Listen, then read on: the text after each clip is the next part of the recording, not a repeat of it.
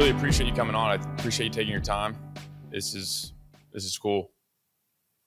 Pleasure. No, it's nice to connect. Nice to see each other again. It's been a while since I was in Atlanta last, so good you got to dial any plans to come back?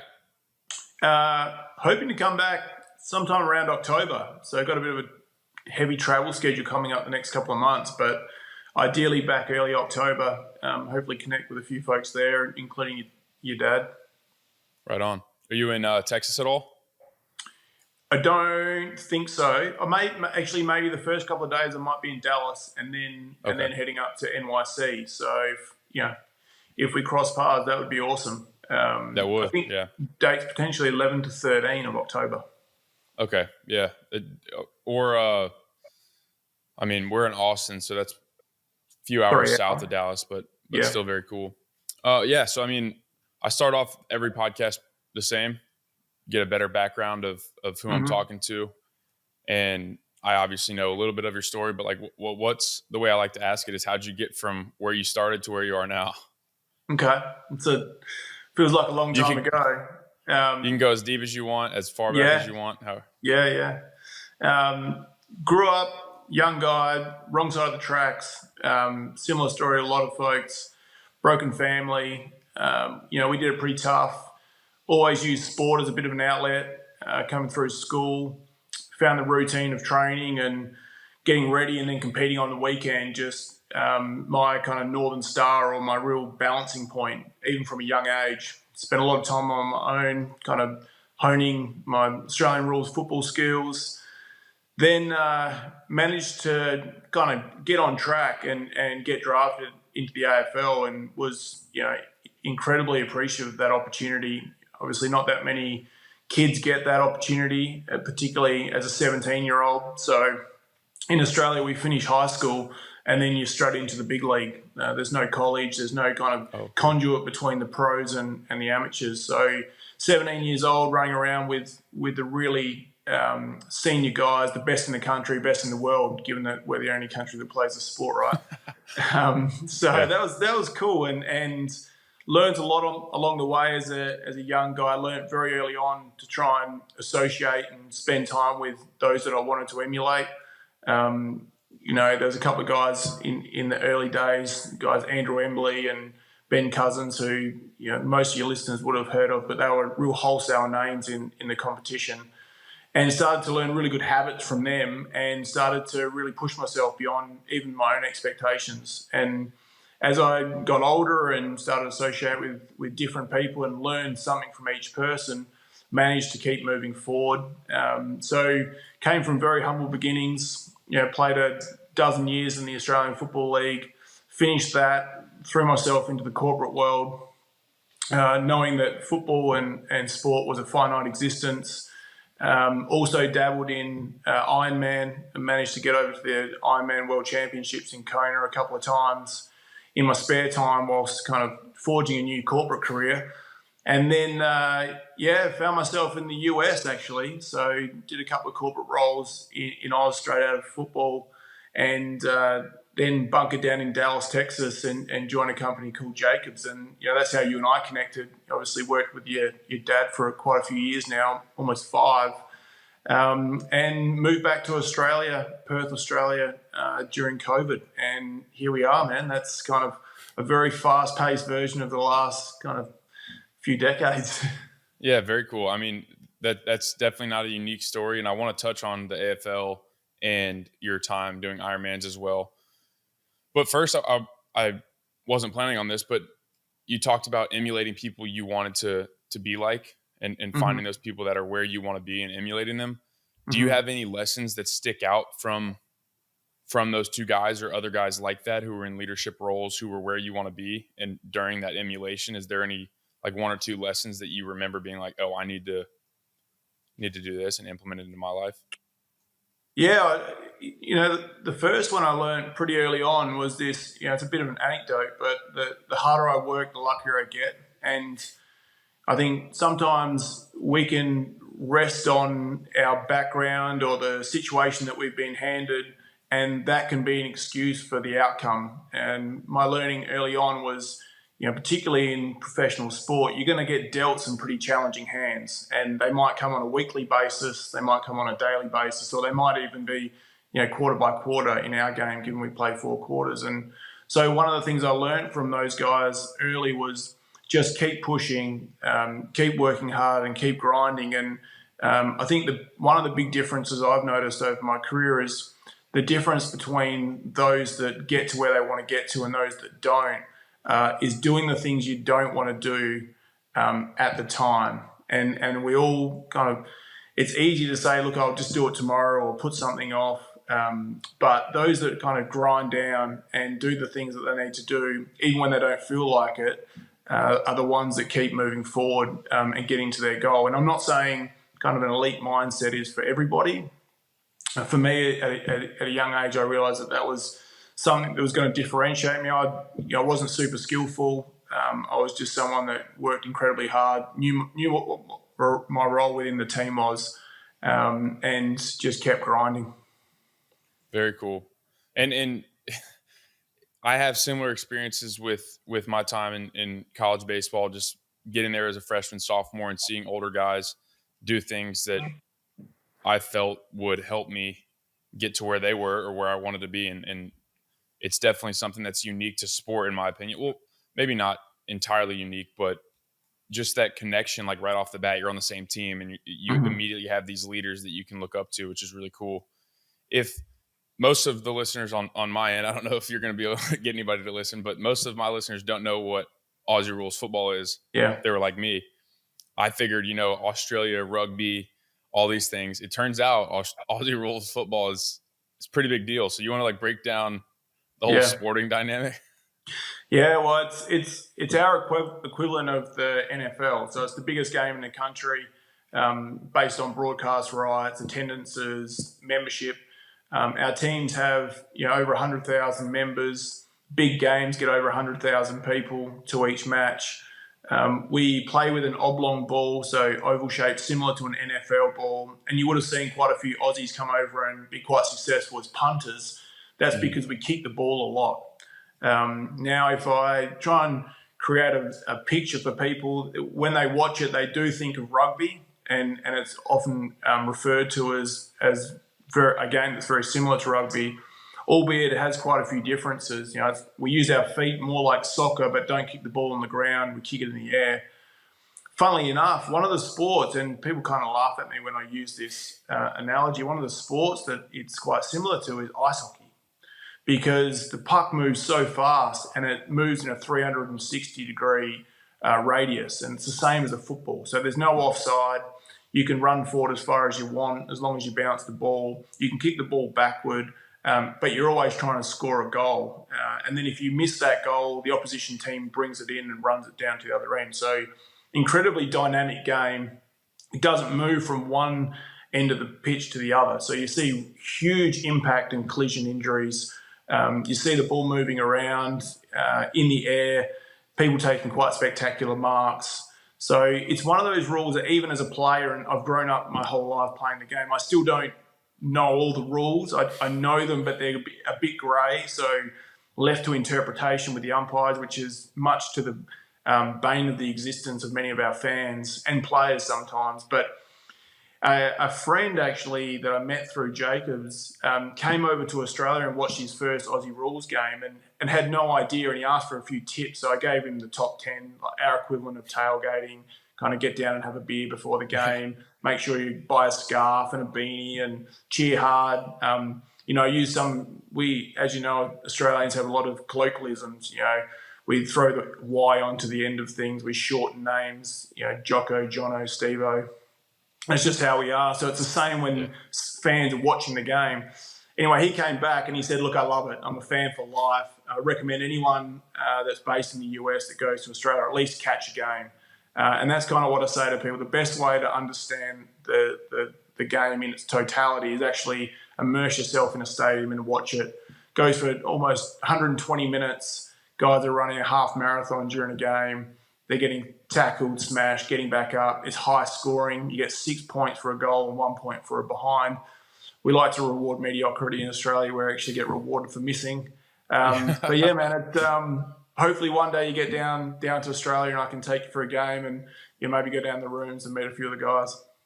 Yeah, that was just what I was about to say. Is I would absolutely love to come down there and see something, and that sounds like a really exciting game. And I think it's also it's worth mentioning. Number one, my perception as an outsider, somebody who's never seen a live game, it's for Americans that are listening. It's basically like the contact is real. It's football, except you guys aren't wearing pads, and it's a 220 meter or 220 meter field, that's twice the length of a football field. And you mentioned it, you're running a half marathon with no pads, absolutely slamming into each other, which brings me to my next question.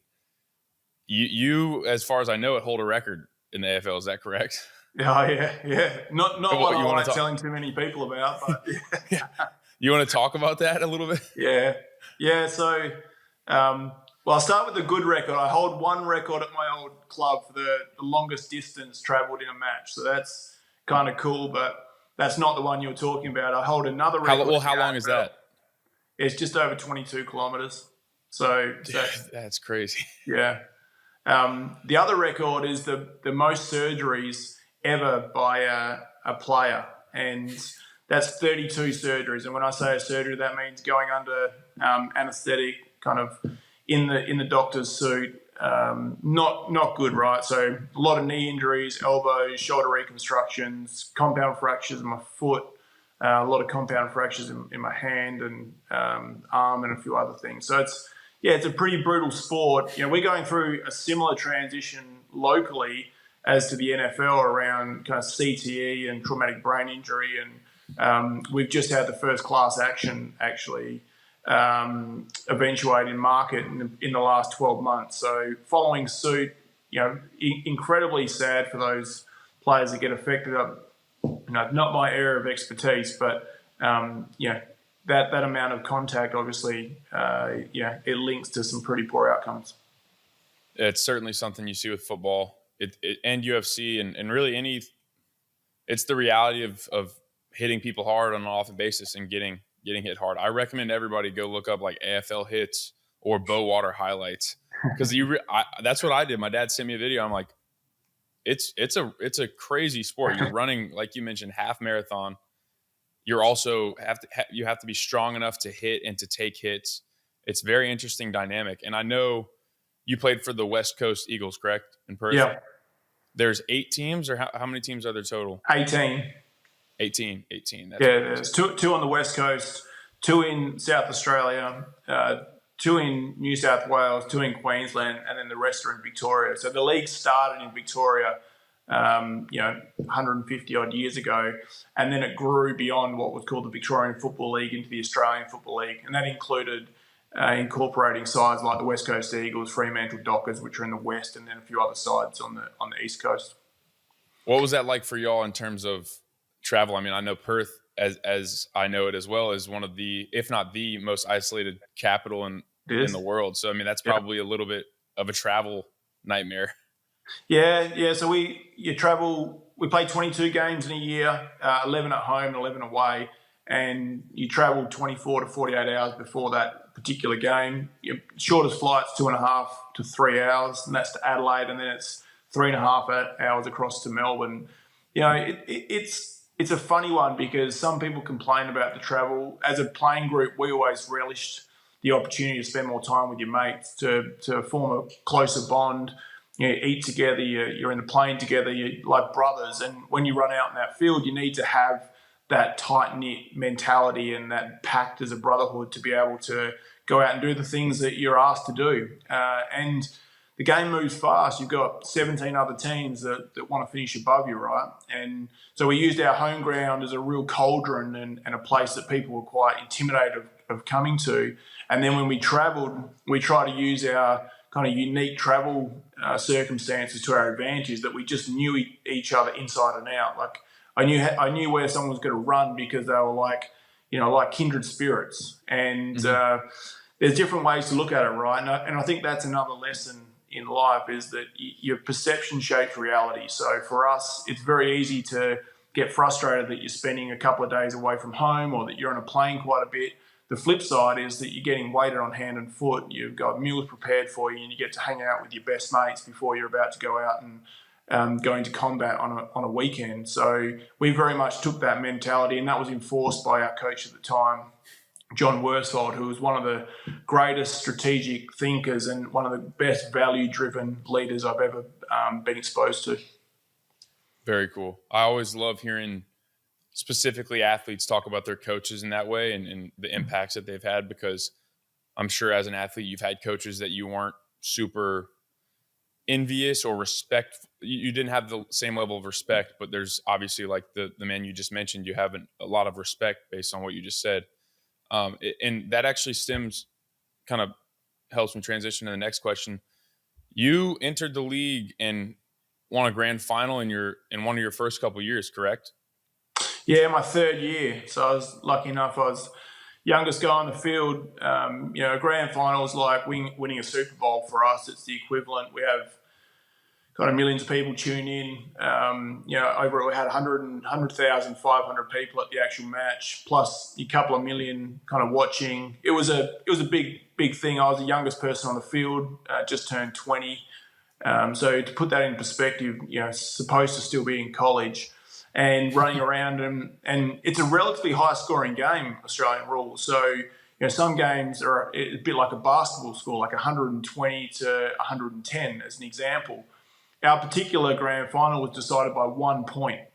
So you can appreciate you've been playing for 120 minutes, battling away, kicking goals and points and stoppages and all those other things. And then right before the final siren, it's 1 point. So if we drew, we would have gone into overtime. No, if we drew, we would have had to come back the next week and play a second playoff. But we managed to get over the line.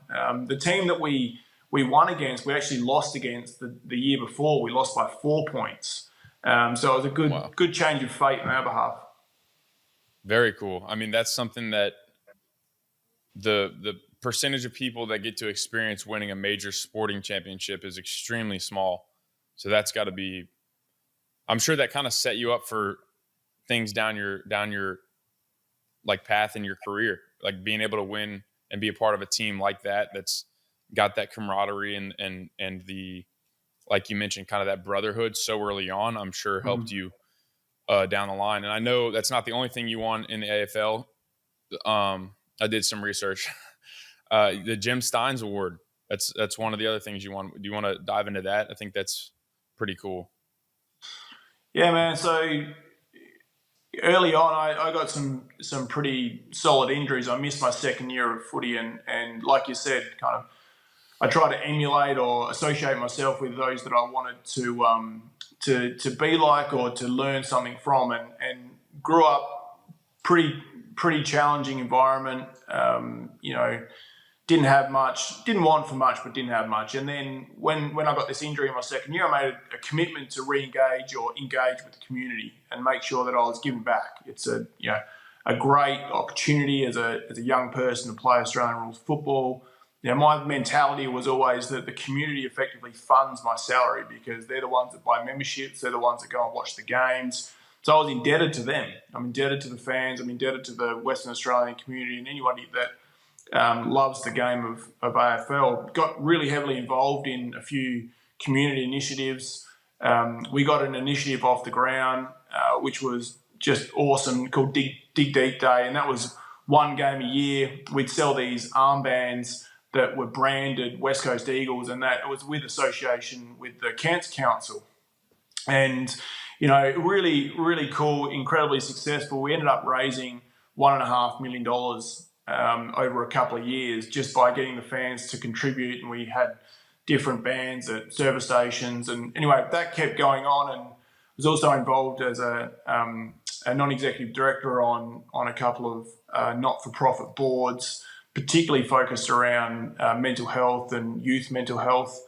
And by virtue of that involvement and the overall commitment to the community, I was awarded the Jim Stynes Community Leadership Award, which is given to one person in the footballing fraternity annually that's made the biggest contribution effectively. So incredibly proud of that. You never set out to do these things for recognition. It was nice to be recognised, and Jim is a was past tense, unfortunately passed away, but was a real trailblazer in this space and founded a foundation early into his career after transitioning across from Ireland. So really nice to get that recognition, but to reiterate, never part of the intention in re-engaging with the community. And to be honest, it hasn't really changed. Even post my career, still sit on a couple of non-executive director boards and as a non-executive director, and heavily involved in a few community initiatives to make sure that we're all trying to give back in one way, shape, or form. And the irony with all of that, particularly giving back to the community, is you actually end up getting more out of it. Well, I get more out of it than I feel like I give, which I think that's kind of that perfect balancing point.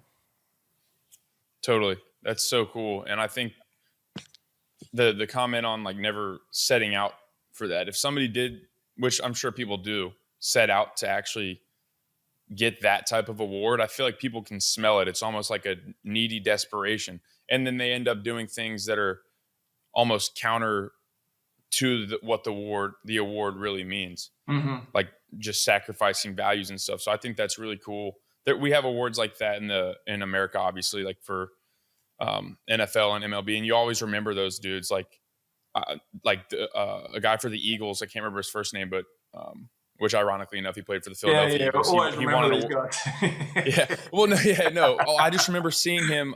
His name's Long. His last name's Long.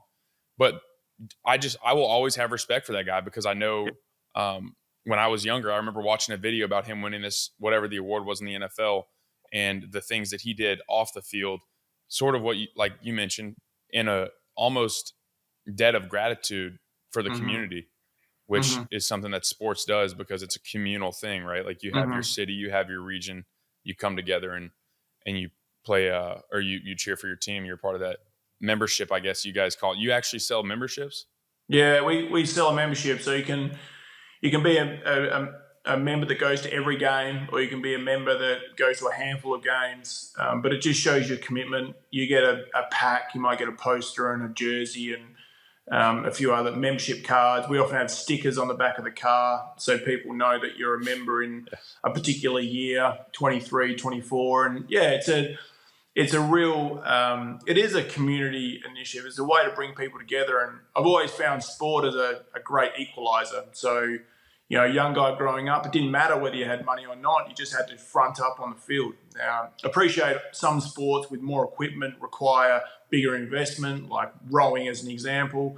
But typically, like a lot of sports we play with our feet, soccer, football, NFL, you just have to show up. And it doesn't matter your background, ethnicity. Sometimes your size matters. Like I don't see too many kind of 5'1" linebackers. But that being said, you don't really, you can really be whoever you want to be on that field. And the other thing is when you're watching sport, barracking for your team, you're not thinking about the day to day. So people that have got challenges in their personal lives are so focused on that 1 or 2 hours supporting their team and putting their arm around whoever's sitting next to them and being so engrossed in that particular moment that they're not thinking about what might be distracting them in other hours during the week.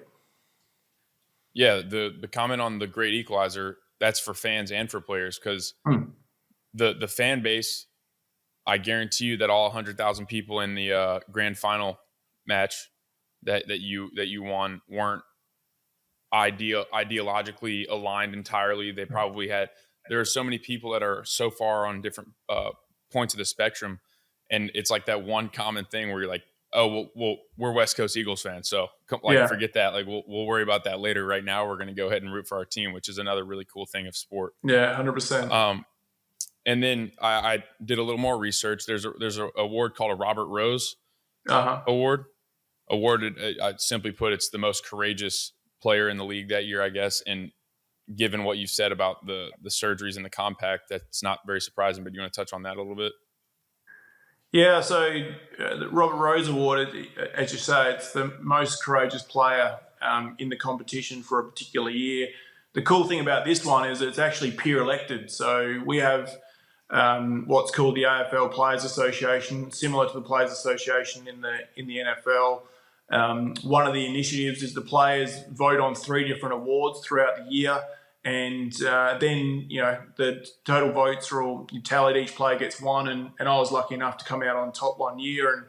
And some people call it the stupidity award. Some people call it the most courageous award. But, Yeah. doing things, if you do watch the highlights reel, you'll see that there are, quite a few things in there for me that I put my body at risk. And I always knew that my role in the team was making sure that my teammates felt safe and I could protect them best I could. And sometimes that meant compromising my own health and safety at different times. And it was nice that again was respected by my peers and players I played against, because when you play the game hard, sometimes that can be perceived as kind of white line fever. But thankfully for me, it was just the perception was that I was always trying to do my best within the parameters of our rules. Yeah, and the peer, I didn't know that about the peer elected. That's got to be one of the cooler things, because as an athlete, and like I said, at a much lower level, I remember this as well. You having respect or like praise from a fan, that's one thing. From a coach, that's another thing. But earning the respect and yeah, pretty much just the respect and praise of your teammates and your peers in the sport was way more gratifying to me. And it sounds like that's the case for you as well. It's just something about being in the fight together and then having that commonality and then them still choosing you. That's very, very cool. You mentioned it earlier about being away from your family and traveling. Professional sports, and pretty much, I bet you every professional sport has some way or another of making work life or life balance difficult, because like you mentioned, you're traveling 24, 48 hours before a match. You're gone for several days. Was it, and I have some buddies that are in the minor leagues in baseball, like I told you before, and it can be a pretty lonely. They're far away from their family. They travel all the time. Was there ever, how did you navigate that challenge of work-life balance, especially as a young guy? I mean, I guess as a 19, 20-year-old, it might have been a little bit easier when you don't have as many responsibilities, but if you could touch on that. Yeah. It's funny. It's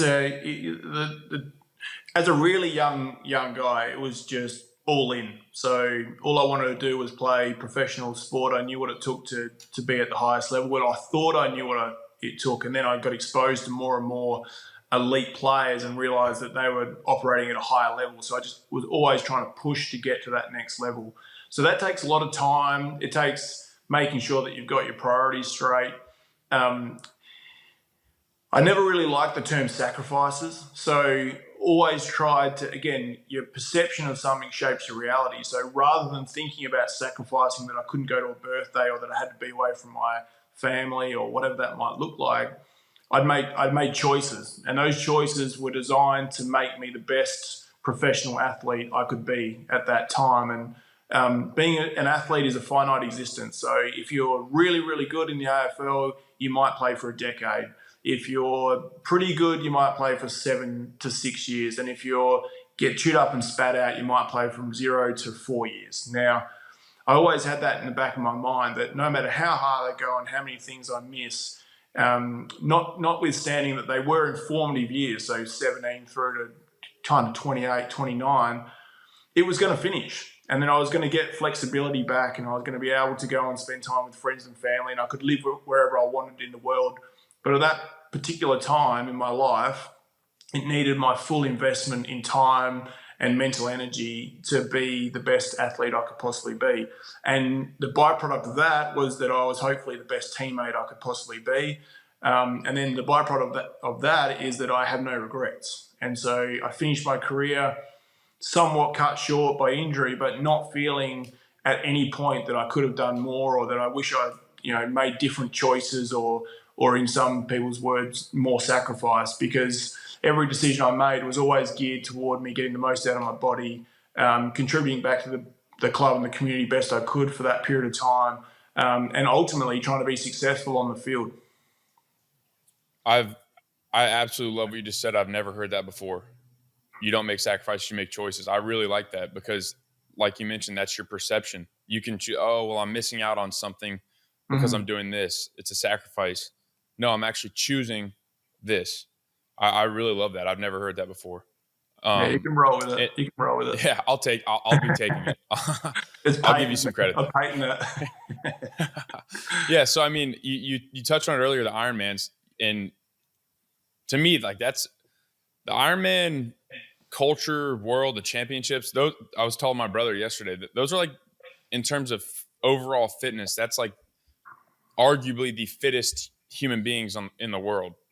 And I would love for you to touch on that, why that became your athlete. You went from AFL obviously to Mhm. corporate, and then I remember you telling me you'd get home from work at like late at night and then go for however many miles of run just to get your run in. But why did that?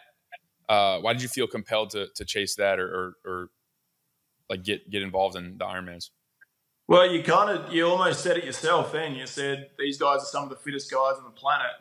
The Ironman race, was always said to be the toughest race on the planet, and the hardest thing that you could possibly put your mind and body through. And after coming out of a 10 to 12 year professional career as an AFL footballer, I wanted to test myself as much as I could and push myself beyond my own perceived limits, physically and mentally. Because an Ironman, for those that haven't done one, it's 3.8 kilometre swim. I'll get Nolan to do the conversions, but 3.8 kilometre swim, 180 kilometre bike ride, and then a marathon, which is 42.2 kilometre run. All done consecutively done. So, yeah, my view was, okay, I've finished playing Australian rules football. I've got a bit of a base. What's the toughest physical challenge I can undertake, and how do I kind of reframe my own boundaries as to what's achievable? Like you said, I was doing some crazy sessions at crazy times of the night, and it definitely threw myself into it. The same attitude I took into my AFL career, I took into that, and ended up doing 10 Ironmans in just under 5 years, and went to Hawaii which is the World Championship twice. I've never been able to swim, so that was probably the most challenging aspect, was getting my body moving and swimming almost 4 kilometres before, spending 7 or 8 hours on a bike and running. It was incredible. When you take something up that you've never done before, the curve of improvement is so steep that's the thing that just keeps motivating you. Each week, you get better and better and better, and you see a gain, and you're riding your bike faster, and you're a little bit leaner, and you're constantly getting comments. You look like Skeletor. You look sick. I'm like, that's going to motivate me. I'm getting to the point where I'm race fit, Yeah. which in retrospect probably not that healthy, but we did it. And then you get to this plateau where you've pushed yourself and got to a point where, probably a lot of people could get to, and it's like, okay, I want to get 1 or 2% more out of my body, and I want to qualify for the World Championships, and I want to go over there and I want to compete hard. And I ended up winning the Bustleton Ironman as an amateur. So the professionals was first amateur across the line in 2019. And felt like that was a huge achievement. Had a great day out and really enjoyed the competitiveness and the challenge. And 9 odd hours out there on your own, just in your own head, thinking about what could go wrong, how you're going to get to the next position on the podium, what you need to do from a hydration and nutrition perspective. How do you not go too hard too early because it's such a long day out? There's a really strategic component to it, as well as a physical and as well as a mental. And I just love that challenge. And that was all, in parallel with starting a new corporate career after transitioning from the football world. And I think in a lot of respects it helped me transition. It helped me kind of close the chapter of Australian rules footy. And I always said to everyone, like, football is my world in every way, shape or form. But I didn't really want the second chapter of my book to be about the first chapter. I wanted to kind of repave a new path, and whatever that might look like. And that's why I threw myself into a couple of other things, managed to be a relatively competitive Ironman athlete for a few years, and, capped out where I thought I probably couldn't get any better. And the opportunity cost of trying to improve a little bit more versus, investing my energy into something else then meant I'd, finish doing that. So retired from 2 sports at just over 30 and did 10 Ironmans, 10 full Ironmans and 10 halves. And yeah, that was enough. And felt like I kind of got my body to the absolute limit that I possibly could, and mentally also made some really strong decisions. Like, I tell you, when that alarm goes off at 4 a.m. and you got to get up and you finished work late that last night and you've got to ride, 2.5, 3 hours before you go into a full day in the office, the last thing you feel like doing is getting out of bed. But those little decisions, they add up and they create a degree of resiliency that you underestimate at the time, because then that prepares you for all the other uncertainty that life throws at you. And it's very easy to then pragmatically work through some of the biggest challenges that you face within your lifetime. Yeah, and David Goggins, who I'm not sure if you, most people know. Yeah, he's a global icon at this point. He talks about having like an undeniable stack of proof, like, and also there's a guy named Alex Ramosi who speaks on this. It's undeniable stacks of proof that you are who you say you are and that you've done what you said you will do, right? So an example for you is the amount of times that you didn't want to go train, but you did. Now at the stage that you're in now allows you to have all that confidence and all that discipline in yourself, that you've done what you said you were going to do infinite amount of times prior, so then you can move forward with that confidence. And I think Ironmans to me I have the utmost respect for Ironman competitors. I mean, I really do, because that's like that's a crazy thing to think about. And you mentioned, I think a kilometer is like, I'm pretty sure it's like half a mile or roughly. So I think it's like a 2-mile swim, a 20-something mile run, and then roughly half of whatever the bike is, which saying out loud sounds insane. Yeah. It's 100. The total is 180 miles for the free leg. Yeah. Yeah, that's pretty wild. So what'd you have to do to qualify for the Worlds? Because obviously I'm sure Australia has some big races.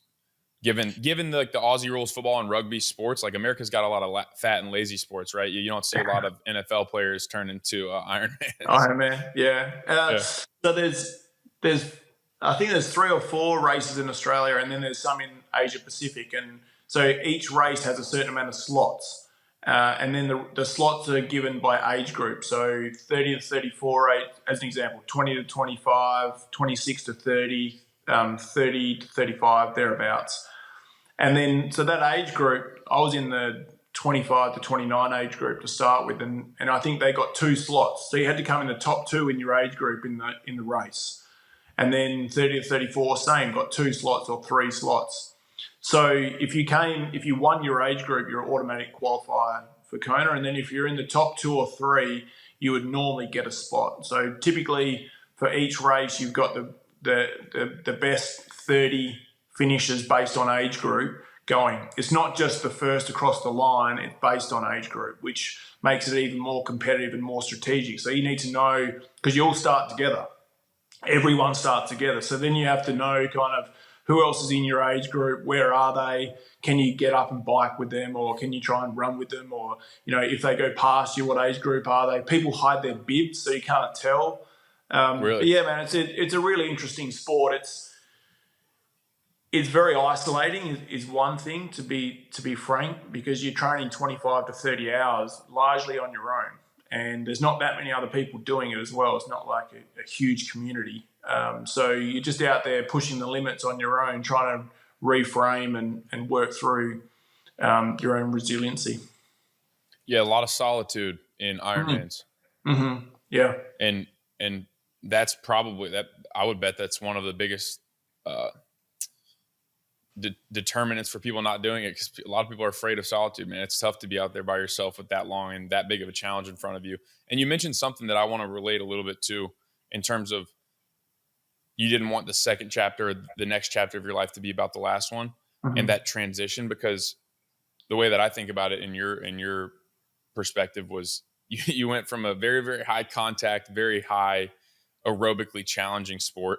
You kind of took the contact out, right? You focused on just the translatable skill of being able to run and have Mm-hmm. extremely high cardio output. For me, I remember that as well and my dad was instrumental in this decision. I stopped playing at Virginia Tech, and my Mm-hmm. career just didn't go as as I planned it. Frankly, it just Mm-hmm. didn't. I wanted to be a professional baseball player. Didn't pan out at Virginia Tech like I had hoped, and I thought about just, you know what, I'm gonna start the next chapter of my life. Uh, See what else is out there outside of college. And I remember my dad speaking to me. He's like, "Nolan, you've worked like so hard at this. Mm-hmm. I don't want you to look back in like 3-4 years just because you didn't want to give it one more chance, that you regret all the work that you did up to that point." Mm-hmm. And it was a very cool, for me, it was a very cool, like easy transition out, because I ended up doing a lot better that year and having a lot more fun. And it Mm-hmm. kind of allowed me to do what you just spoke of. That's why I'm bringing this up is I that chapter is that chapter. I have no Mm-hmm. misgivings, no regrets, no anything about that chapter. And I feel that if I didn't go that extra year and take that extra step, then I would perhaps have regrets. But I thought that was an interesting comment that you made as well. Yeah. Do you have? Go ahead. No, I was just going to say it's something that as you get older, and you become more mature in your thinking. If you can fast forward to the end of a particular chapter or a decision, and you can see what you might regret, then it makes making decisions at that particular time much easier. So, if I skip this session, am I going to regret if I get injured in 6 weeks? And if I am, then you just have to push through and actually do the session. And it makes your decision making a bit more methodical and objective, rather than being based around emotion and feeling. And if we only make decisions based on how we feel or what we want to do, you're not always, but you're typically going to take the easier option because that's how you feel at the time. But unfortunately, those things that you really want to work for are not easy, and that's why not everyone goes after them. And that's why a lot of people live with regret.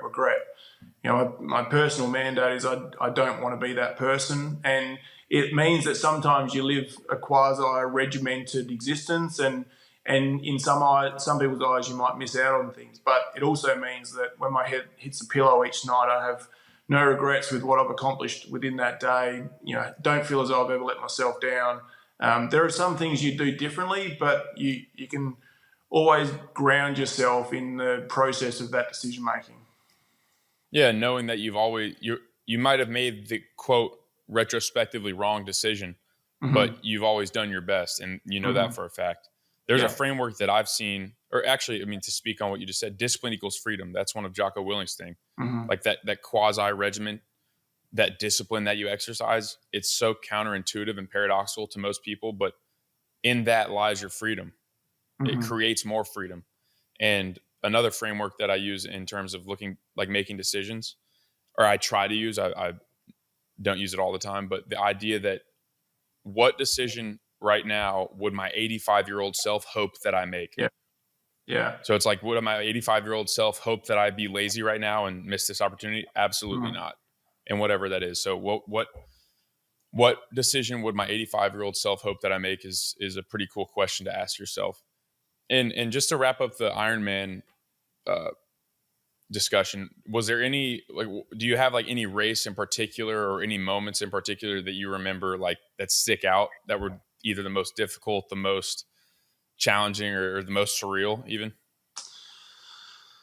Oh, there's a couple. So the starting line of the World Championship is kind of synonymous with Ironman. So everyone's in the water together. A big cannon goes off, and you just swim, and it's hectic, and you get pushed under and stuff. And that was very, very cool. As a land-based animal myself, to be in the water with a couple of thousand elite swimmers, I was like, man, you are batting above your average here. This is not your domain. So that I always think about that I'm glad I got out and didn't get dragged out. So I got to Yeah. finish the swim. That same race, one of the things you're doing is you're riding through the volcanoes. So you're on a volcanic island, and that's what makes it so challenging. So it's over 100 degrees out, 90% humidity. Seriously, people's tires melt. That's how hard and how hot it is. And you've got a brutal crosswind. And I remember climbing up Harvey, which is the big mountain, almost halfway through the ride, just thinking, still got 6 hours to go here. This is if there's ever going to be a moment where you feel like you're testing yourself mentally and physically, this is it. And it was that point in time where I've almost had an epiphany or a moment where I felt like I'd got the most out of myself in that particular moment. And then, in Busselton, I got to kind of win that particular race as an amateur, and that was very surreal, given I never really had expectations of, being that good, and that was just a combination of a little bit of good luck on the day, but a lot of hard work. And what do they say? Hard work and opportunity meet creates good luck. Very true. Is going to the Ironman Championship something that you set out to do, or was it kind of just a consequence of your work ethic and your decisions? Yeah, I would love to say it was a byproduct, but it wasn't. I really wanted to go to Hawaii. I kind of watched all the races growing up, and watched people's bodies melt, and a bit sadistic from my perspective. But I wanted to go there. I wanted to race on the volcano. I wanted to feel that experience of participating in a world championship, and that was definitely the motivation. It's so funny to hear you say I wanted to go to Hawaii, because any other sane human being says, I want to go to Hawaii, you're thinking beaches, you're thinking pina coladas, you're thinking you want to go to Hawaii to sweat and chat, like question your entire existence. Yeah, that is a little bit sadistic, but I find that's hilarious. That's a funny dichotomy. So I mean, the Ironman, you were in which is crazy to think about. You were in the corporate world while you're doing that. You're creating a very successful. You're building the framework of a very successful corporate life at that point. And I was wanted to ask you, like, how did you translate some of the skills? Because AFL, perhaps, like the tangible physical skills, not many of them are. So basically everything that you've worked for physically for your whole life, probably, you've probably been playing since you were a kid, does not translate to a corporate or a leadership role in terms of like the actual company's mission and all that stuff. What skills, if any, or leadership lessons were you able to translate from the AFL time to your positions now? Yeah, it's a great question. So in sport, you're in an environment where you have to give honest, direct, and timely feedback on a minute-by-minute, day-by-day basis. The other piece is that on a weekly basis, you've got a pretty good perspective around whether you've had a good week or a bad week based on kicks, handballs, possessions, all of those kind of quantitative metrics, as well as whether your team's won or lost. So there's this constant review process that's going on a day-by-day basis. And I think taking some of that into the corporate world, that a lot of the decision-making comes from vision and values-based behaviour. So setting the vision for the organisation, setting the vision for the team, working out what the key core values are, and the criteria that we're going to measure those core values on are very similar to the corporate world, in that we're trying to create value-based behaviour and then making people accountable to those particular values. Now, there are lots of differences because, team sport and professional and elite sport, it does attract a certain kind of individual, and it's very clear around what you're trying to achieve in a premiership or a championship or what that might look like. So you've always got something to refer back to, and a framework or a benchmark. Just a quick kind of observation and my perspective transitioning from Aussie rules football into the corporate world was, so I studied profusely when I was playing. I got really good advice around the importance of that. One, to study and learn some of the harder skills, but also to show the commitment that you are working a full-time job in the spotlight with huge expectations, and you're still able to carve out time to prioritise learning, becoming better. And some of that was applicable in my role as a leader of the football club. So I was put into the leadership group at 21, again, a kid, vice captain at 23, and then continued on as vice captain to the rest, end of my career. So finishing playing Aussie rules footy, I felt like I had some really good soft skills. And it's just a bit of an insight into my mentality as to how I try to manage that transition.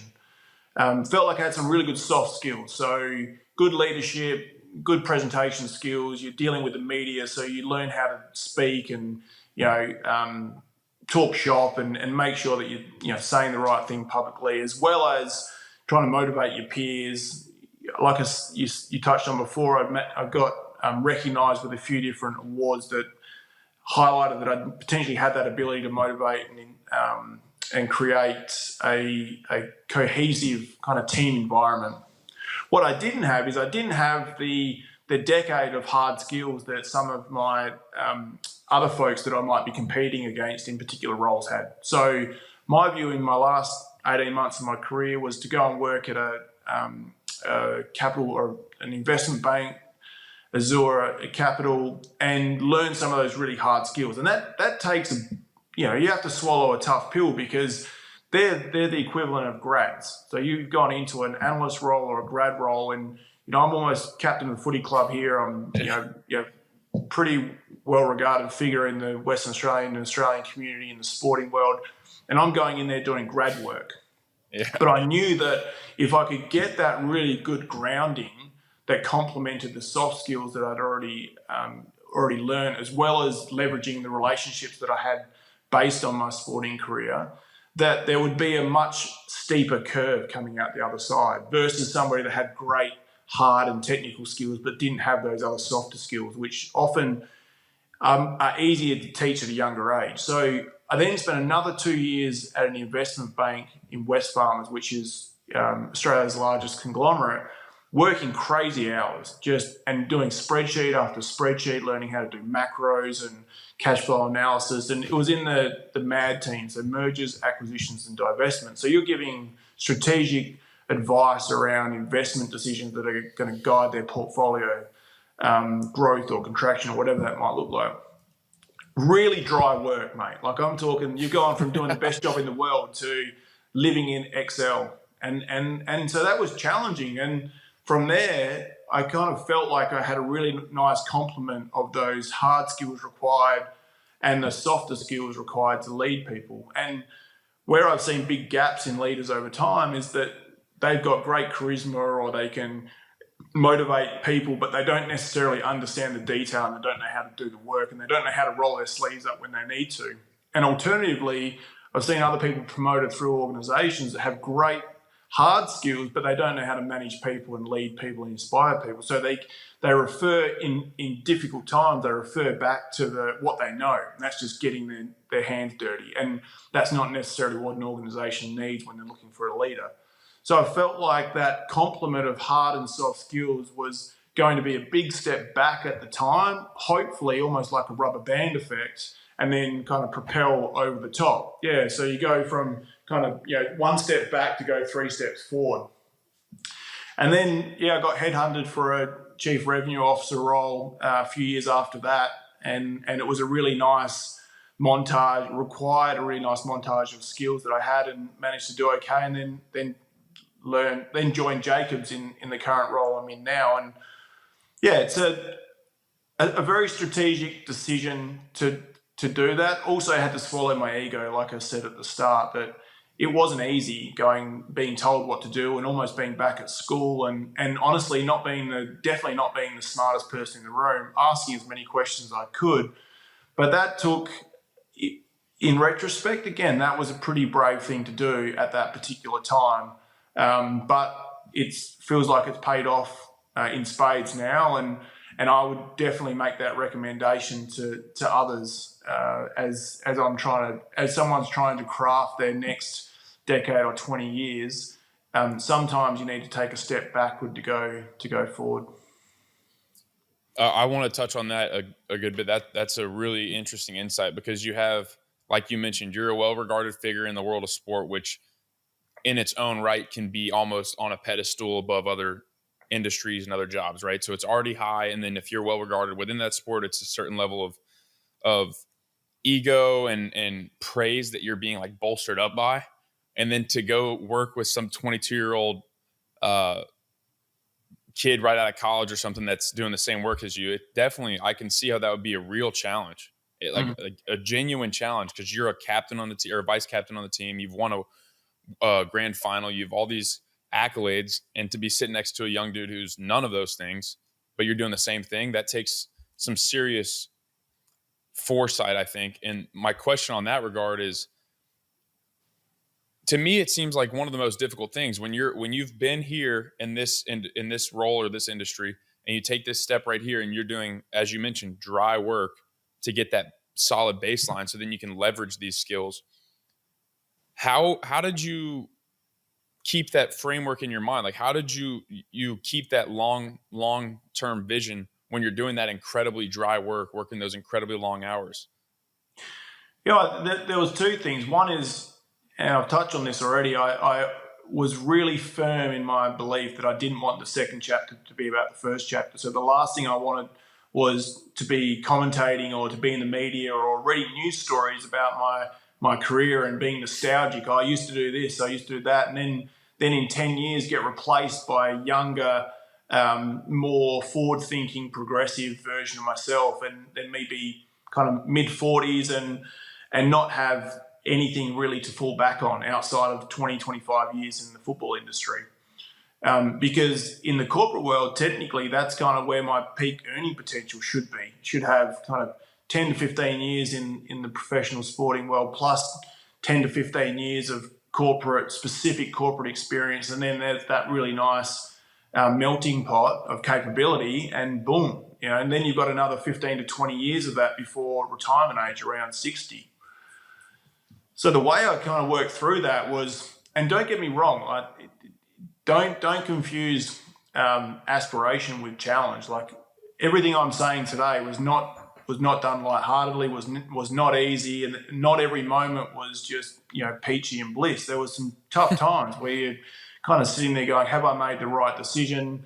Got some of my teammates earning good bucks in the media, doing or spinning media stories, thinking, is this what I want? I'm haven't seen the sun for a couple of days. I look like emaciated, but always came back to that vision of where do I want to be in 10 years, and where do I want to be in 20 years, and it wasn't in the media, and it wasn't kind of being a kind of coach that had just been sacked. It was somebody that was able to influence as many people as I could through my own story, and being in a leadership position where I can parlay some of the life lessons that I've had parlayed on me, and hopefully be also in a position where I can create a really stable and safe family environment for my wife and my children. And again, just if you've got that Northern Star that you constantly refer to,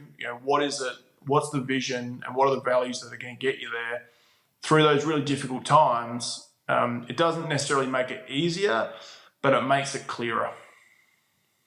Very cool. That's a profound insight, I think. I really appreciate you sharing that. And that's some applicable advice. I know a lot of people that listen to this show are, I'll kind of dive in. I briefly told you about what tyro means. It's that a lot of the people that are listening to this, I consider tyros. I consider myself a tyro. And what that is a novice or beginner, or the Latin origination of the word is young soldier, somebody who's just been recruited into the military. And in a way, you had been a leader. You had not been a tyro, right? We just spoke about this, but then you became a tyro at a later stage in your life. And I think that the firmness with which you just answered that question about you not wanting your second chapter to be about your first is really applicable, because so many times we do that, and we have a tendency to do that as people, where we're like, oh, well, we just did this. That doesn't matter anymore. Or we just accomplished this. It literally does not matter unless you want to live in the rearview mirror, which I don't think anybody really wants to do that. And you touched on it about your family. I'm genuinely curious. I'm always, my goal, like my biggest dream in life is to be a father, and just to be able to create that environment that you're talking about. How has becoming a father impacted your life now, and your set of, I guess, values, and also the reflection of your life up to this point? I'm way more tired now, man. Hard to believe after doing Ironmans, man. Yeah, no, it's an amazing thing being a father. It's really difficult to explain to anyone, and you know, you don't want to be an oversharer or too sentimental, but that feeling of seeing that little person for the first time, particularly when, you know, I'm incredibly fortunate. I've kind of met my soulmate. We married, and we've got a beautiful little baby. We've actually got another little baby due in Jan, so that'll be number 2 for us, which is cool. Nice. Yeah, so that's just awesome. But it is a really grounding piece, and it's funny in a weird kind of way. It makes you kind of think through every decision you're making and everything you say. And look, there are definitely slips of the tongue, but you're constantly reviewing, okay, how do I want to be as a parent? Do I want to be a friend? Do I want to be somebody that's forceful? Do I want them to make their own mistakes? One of the backlog stories. So my old man took off when I was, you know, 1.5. Had nothing to do with him, nothing to do with my dad. Raised by my mum, and a lot of what's driven me across my life is being what he wasn't. And now I get that opportunity to be there for this little guy, Elijah, and that's incredibly rewarding and fulfilling. Don't get me wrong. There are moments where he's a little turd, and you know, you just take my hat off to what Bell does with him. But 98% of the time, it's the most incredible feeling of watching this little person just learn on a day-to-day basis. And you know, you don't see a mate for 6 months or 12 months, or you don't see one of your siblings for 12 months, and they might grow a beard or they might cut their hair shorter, but they don't really change. You don't see a little guy for a week and he's got a handful more words, or he's walking and he wasn't walking, and then all of a sudden he's kind of saying dada and he wasn't saying. And it's just, man, it's, as you can probably tell, I love being a dad. It's been incredibly grounding, even more grounding. It feels like one of the best things I've ever done in my life, and watching him come into the world is definitely the most memorable thing I've ever done. Incredible.